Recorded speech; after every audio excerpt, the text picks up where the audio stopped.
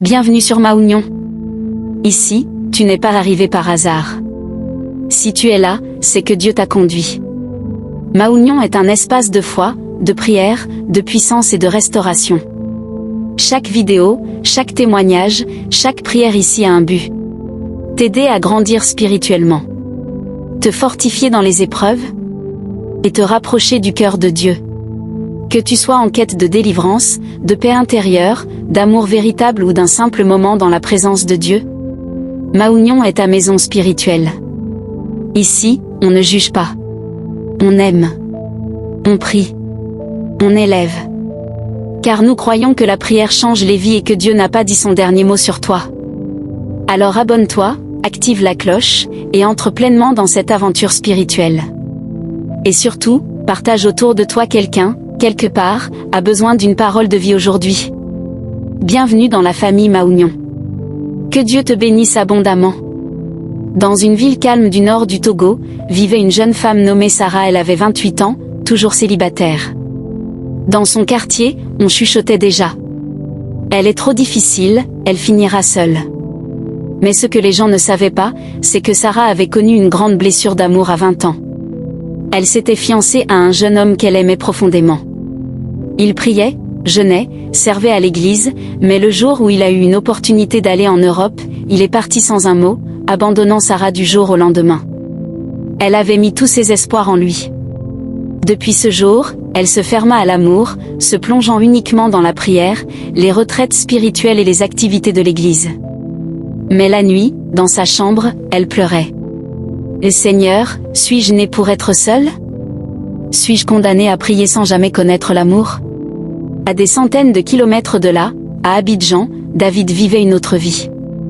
Lui aussi avait été blessé. Ancien homme du monde, il s'était converti à Christ après une vie de débauche. À 35 ans, il portait des cicatrices intérieures profondes. Il avait connu des relations superficielles, des trahisons, même un divorce. Mais un jour, seul dans une chambre d'hôtel après une nuit sombre, il s'effondra en larmes et cria. « Seigneur, je ne veux plus de cette vie. Si tu existes vraiment, sauve-moi, purifie-moi, reconstruis-moi. » Et Dieu l'a fait. Lentement. David devint un homme nouveau. Il coupa avec son passé, changea de ville, changea de cercle, et commença à chercher la femme que Dieu voulait pour lui, même si, à cause de son passé, personne ne voulait lui faire confiance. Un jour, David fut invité à prêcher dans une conférence de jeunesse à Kara, au Togo. Sarah, qui n'y allait jamais, fut poussée par une amie à y participer. Elle ne savait pas que ce jour allait changer sa vie.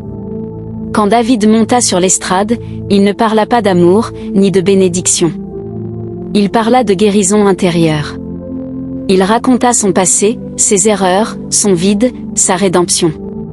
Sarah, assise au fond, sentit son cœur battre fort. Ce témoignage parlait à sa douleur cachée. À la fin du service, leurs regards se croisèrent. David ne chercha pas à la séduire. Il lui dit simplement : « Je ne sais pas qui tu es, mais pendant ma prédication, le Saint-Esprit m'a montré que tu pleures souvent seule. Dieu n'a pas oublié ta prière. » Sarah en resta figée. Elle ne lui répondit pas. Elle s'enfuit presque. Trop de souvenirs, trop de douleurs. Mais David n'abandonna pas. Il revint plusieurs fois à Kara. Non pas pour la forcer, mais pour apprendre à la connaître. Ils commencèrent à échanger, prier ensemble, parler du passé, des blessures, des peurs. Sarah l'appréciait, mais elle avait peur. Et s'il disparaît comme l'autre ? Et si c'est un piège du diable ? Elle fit un jeûne de 21 jours pour chercher la volonté de Dieu. Pendant ce temps, David aussi priait, sans relâche. Un jour, Dieu lui parla clairement dans un songe. « Elle est ma fille. Et toi, je t'ai brisé pour que tu sois capable de l'aimer. » Quand Sarah eut aussi sa confirmation, elle accepta. Mais ce ne fut pas un conte de fées. Peu après leur fiançailles, les épreuves commencèrent. L'ancien fiancé de Sarah réapparut, prêt à tout pour la récupérer. La famille de David rejeta Sarah à cause de son apparence trop simple, sa vie discrète. Des rumeurs commencèrent à circuler dans l'église. Pourquoi David, un ancien mondain, veut épouser notre sainte Sarah? Des pasteurs disaient à Sarah de faire attention. Certains prophètes parlaient de piège.